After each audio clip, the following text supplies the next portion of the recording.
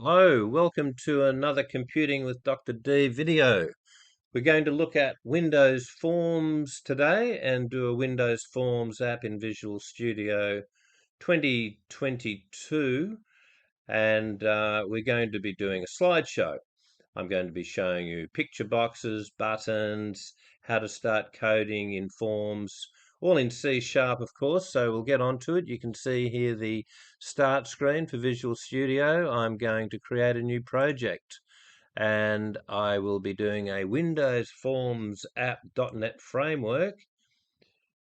So we can actually do a search for that. You can do a search for that by typing in Windows here, Windows Forms app.NET framework is down there, so you'll be doing that. C#, that's clear, the one we want. We're going to go next, and we're going to say here, we're going to say Windows, maybe we'll call it Slideshow 2023, and we'll call it version 2, as I did one before in setting this up. So let's create that and start that up.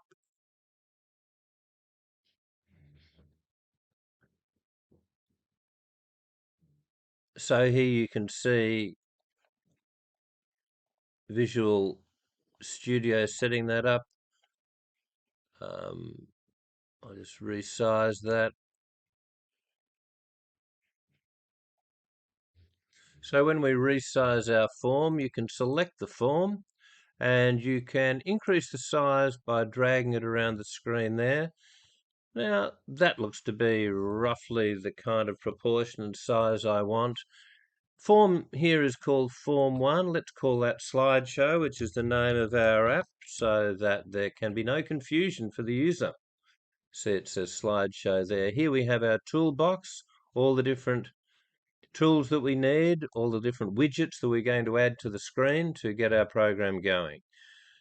I can also change the background of my form, and I might as well show you how to do that. So let's go there. We will have a look at the background color, using custom colors, or we can use web colors, which are quite comprehensive. Just use Misty Rose today. Now I'm going to need a picture box to start with, so let's have a look at our picture box. That's the controller there. So let's just pop that in here, and we will be able to get our form running.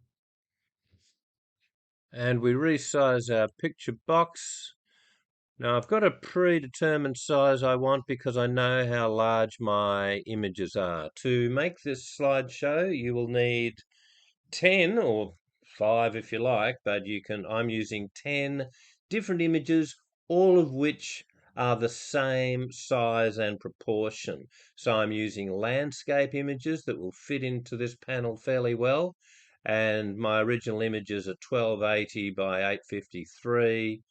So I'm going to be changing them to be roughly 2/3 that. So I'm going to be making this picture box a particular size. You can change the size of your picture box down here, and you can type in your numbers that you need for this picture box and get the correct proportion that you want.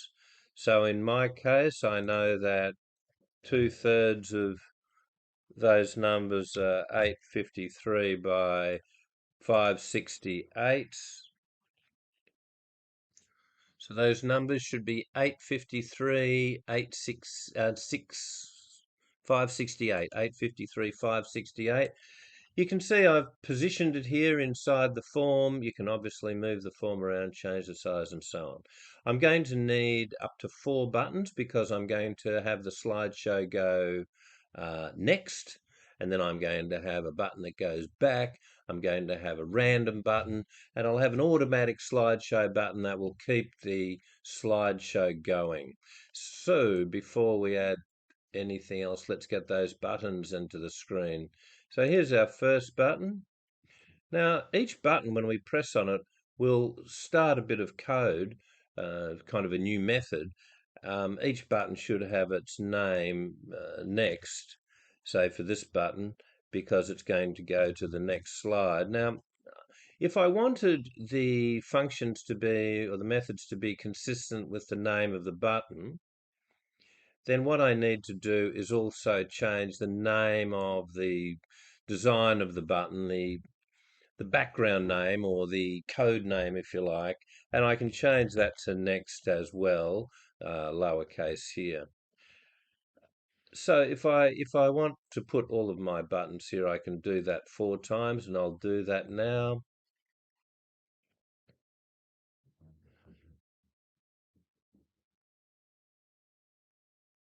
And again, I can change the name of the button. I can call this one back and write the text on the button over here in the properties section, and that will be called back, capital B, and then I'll add the other 2 buttons. Obviously, we should make all of the buttons the same size. To change the size of the button, it's the same as changing the form or the picture box. Down here under size, I've got 20950 and down 20950. So I'll make all of those buttons the same. And in the same way as I did for that first button, the second one, I'll change this as well. This will be the random button. So I will call it I'll just say random. I can say random pick, or I'll just say random there. And I will also change I'll change the method to rand, and so that will come up as well, and I'll change the size of that as well. This particular button is going to be our slideshow button. We'll call this auto. So in design, it'll be auto, and the name on the button will also be auto. So let's put that here. I'll call it auto show on the button.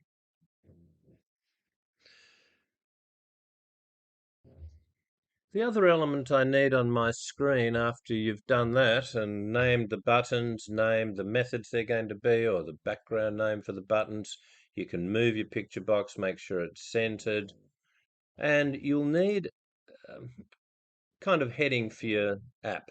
I just use a label for this, so we can simply call this whatever you want to. I'll call it Dr. D's Slideshow, and then I will also change the font, the font color. So first of all, let's pick one of our fonts. We have all of the range of fonts that you've got here. Just something simple like Calibri is always good, I think. But you can choose your own font, of course. So if I choose Calibri and then change the size of the font to something like maybe 28, and then I can center that across there.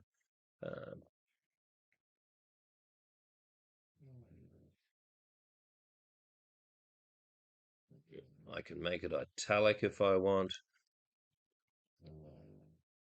It's not particularly glamorous, but this is just a very basic form that I'm getting running. It's always a good idea to put a picture in your picture box to start with that's in the same proportion as the other pictures. So I'll go to where our pictures are and I will import an image from our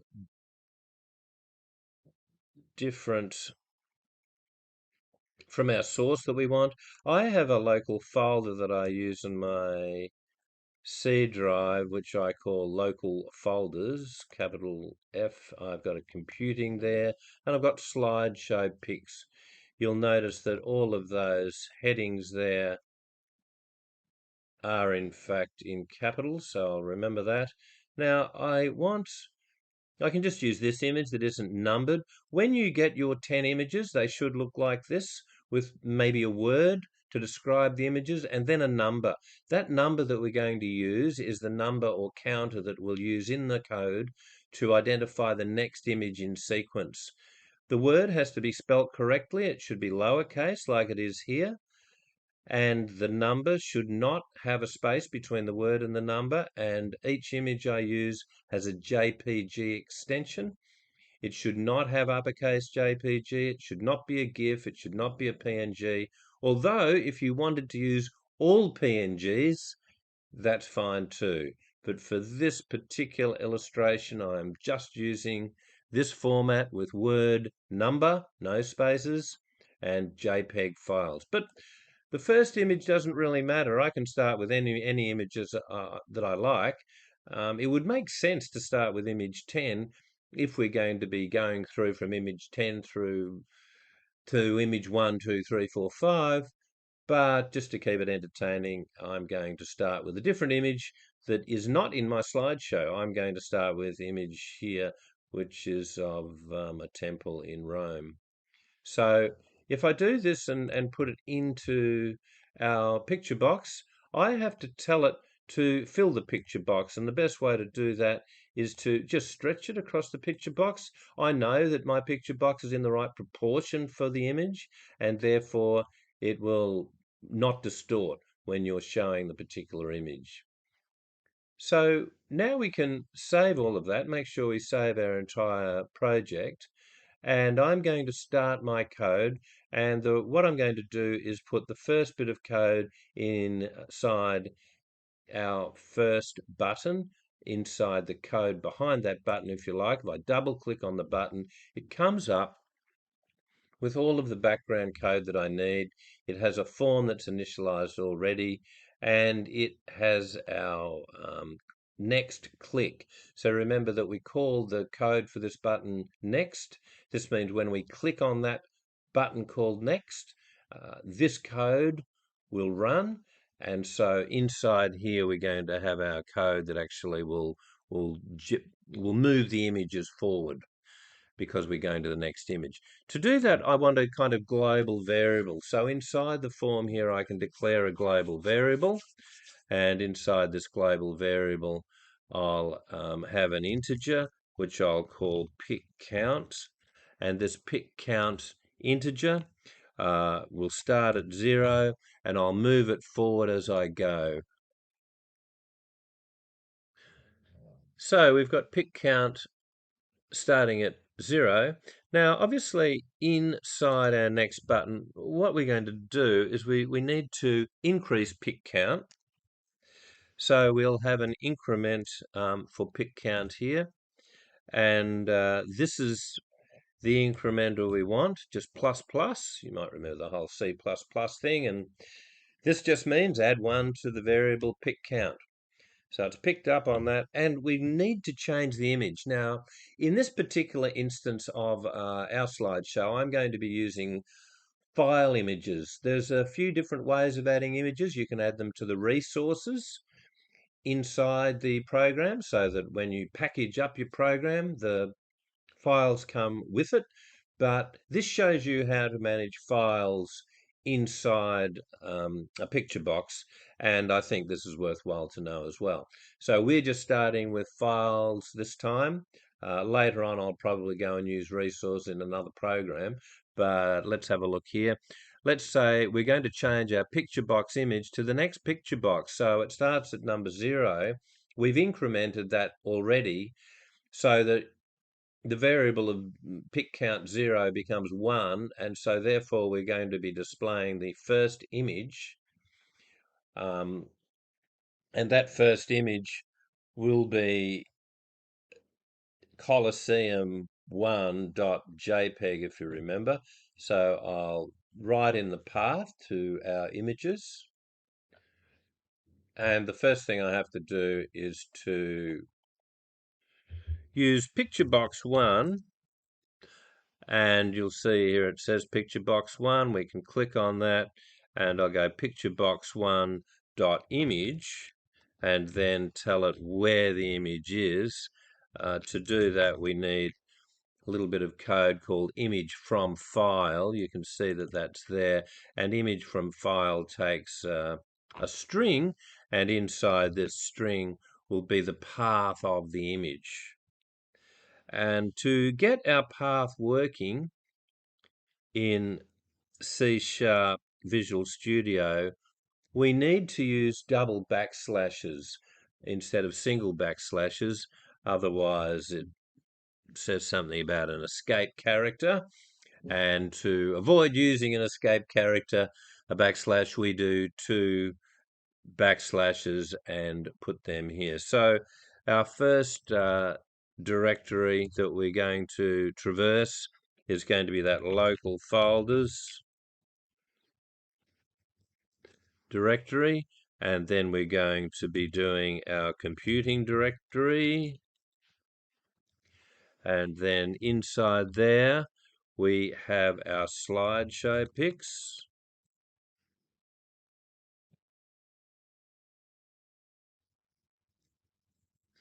and inside there we have pics which start with the word Colosseum, and then we can finish our string, and we will also then add the counter, which is our pic count variable, and our pic count variable will be placed there, and after that goes in, we'll have another string. We have to give it the file extension here, and obviously we need a semicolon at the end of that line. You can see I've got no issues down the bottom here. In theory, I should be able to test this program.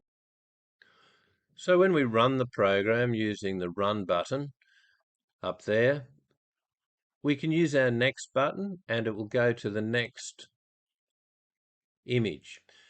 Now there will be a problem because, of course, when it gets to image number 10, just having a look at our code, the pic counter just keeps going. So you'll see the program crash as I get past image number 10, and I'm going to show you how to correct that next. So there it goes, and it will say here, Colosseum 11 not found, file not found exception. Now we'll stop our program here, and we need to do something to fix that. So to do that, we need to exclude images if they get to number 10. And in fact, the best thing to do would be to have some kind of if statement where we'll say if pic count is 10, then let's make pic count 1 again, or maybe 0, because if we leave pic count here plus plus under this if statement, well, we can make it 0 and then the incrementer will make it 1. So it'll go back to the first image and just keep on going round and round and round and round, kind of the cheat's way through. I don't have to go back. I wouldn't really need a back button. I'm just going to program one later and you'll see what I'm doing. But if I say if pic count, I can keep this, but I don't want it to be that, of course. If pic count is 10, so let's make that 10. If pic count is 10, we want pic count to be equal to 0, we said. And I have no issues again. Let's try and run it again. Let's see if we can run it through without any problems this time. I'll bring it over here. There it is. So let's start there. That's the default display that I put in, and that was the first one of the base of the Colosseum. These are all Colosseum pics. And here we go. And there's the base of the Colosseum. So it's worked. It keeps on going all the way through. That's good. So now I'm going to start programming the second button. You might wonder how you get from the code back to the original form. Well, up here you've got form design. So you can see here, we click there to open the form. It's just sitting there in a tab. If you close that, you'll find it over there on the right, or you can reset Windows. But I'll show you that later. We need to get our back button working. To do that, I need to start the function private void back click. Don't worry about the void, it just means nothing's returned. It actually does some action inside this click. Now I need nearly all the same code, except that what I need to do here obviously is to have the images go backwards. So instead of pick count plus plus, I probably need pick count minus minus. I'm just going to copy that and paste it in here to kind of cheat our way through. So if I just copy it, paste it, put minus minus. Now that means it should decrement instead of increment. Now if our images started at 0, of course, if I pick this button to start with when pick count is already a 0 because it's 0 when I open the form, it'll crash and go and try and find a -1 Colosseum. Well, there's no -1 Colosseum, so we need a bit of code again that's going to help us out there. So what I want to do above this is have a different if statement for the go back button, and I'm going to write that now. So I'll just start the if off. I will say, I want to say if, and then I'm going to say if pick count is equal to 0, and I'm going to use an OR here. Now the OR is a couple of pipes you might remember from earlier on in another video, but the OR button, the OR button, the OR symbol, 2 vertical pipes, which is found above your / key, or pick count equals 1. Now the reason I need to do OR 1, because if it's 1 and it goes backwards here, 1 minus 1 is 0, so it's going to really cause all sorts of problems for our code. And then what we're going to do, we're going to make pick count, believe it or not, we're going to make it 11. Because if I make it 11 and then it goes back 1, it'll go back to 10, and then keeping on clicking on back, we'll go back to all the way back to 1, and then it should become 11 again. So it should just keep going here. I don't really need anything else to make this work. So let's have a go at that. Let's see how that goes now. So to run it, press start. I have to bring it off my other screen again, but there it is. So let's try back to start with. There's our back button working. Our next button works as well. So there's our slideshow. We could use more labels here, and under each option of numbers, if number 2, we could describe what the image was and have a description of our image come up next to it or under it or on top of it. But in this case today, I won't be doing that. We'll do that another day for other programs. But if I press random or auto show, nothing happens yet. So let's close this down, and we should double click on those. I'll go back to the design.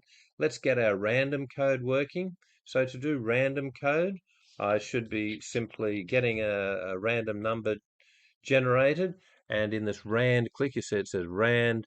And so to get a random number working, I need to declare, you might remember from our guessing game, we need to give it a random kind of object, and we need to give it a variable name. So we'll call that random rando, and it needs to be a new random object. And now we need to go and find the next random number in the sequence that the random object generates, and we need to put that into our pick count variable, and we need numbers to be given to us. Need numbers to be given to us between 1 and 11. It shouldn't get to 11, but it should get to 10.99. It'll use the number before that, so we have to say 1, comma 11. And then obviously we need to display our picture box, which is just exactly the same as this bit of code here.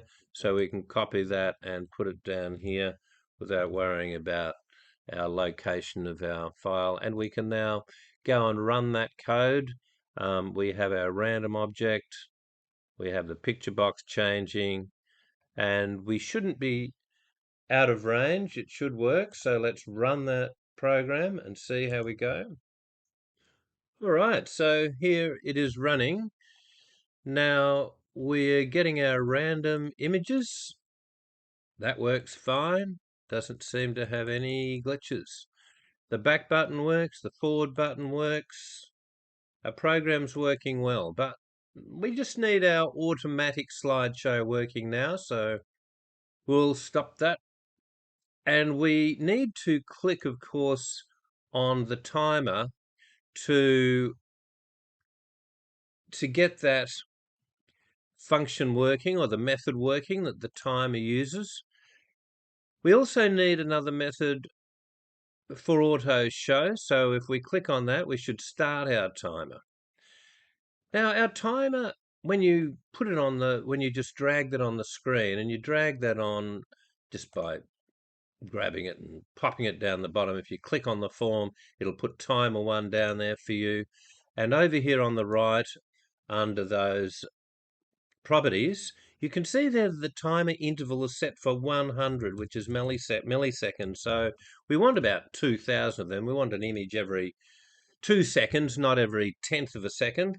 Otherwise, it's just far too fast. So it's called timer 1. We don't want to change anything like that, but we do need to go into the code of the